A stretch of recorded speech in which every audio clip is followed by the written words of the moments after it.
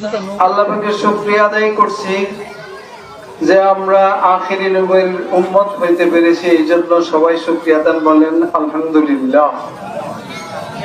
এই মাসটা হলো রবিউল আউয়াল, নবী আলাইহিস সালামের জন্মের মাস। 12 তারিখে জন্মগ্রহণ করেছেন, বেশিরভাগ রওয়ায়াতে পাওয়া যায়। অন্যান্য 11, 13, 9 এরকম আছে, কিন্তু অধিকাংশের মতে 12ই রবিউল আউয়াল। এই 12ই রবিউল আউয়াল বিশ্বনবী মুহাম্মদুর রাসূলুল্লাহ সাল্লাল্লাহু আলাইহি ওয়াসাল্লাম জন্মগ্রহণ করেছেন। এতে আমরা সবাই খুশি না? খুশি হব না কেন? সবাই খুশি। আল্লাহ পাক বলছেন রাহমাতাল লিল আলামিন, সমগ্র জাহানের রহমত স্বরূপ। শুধু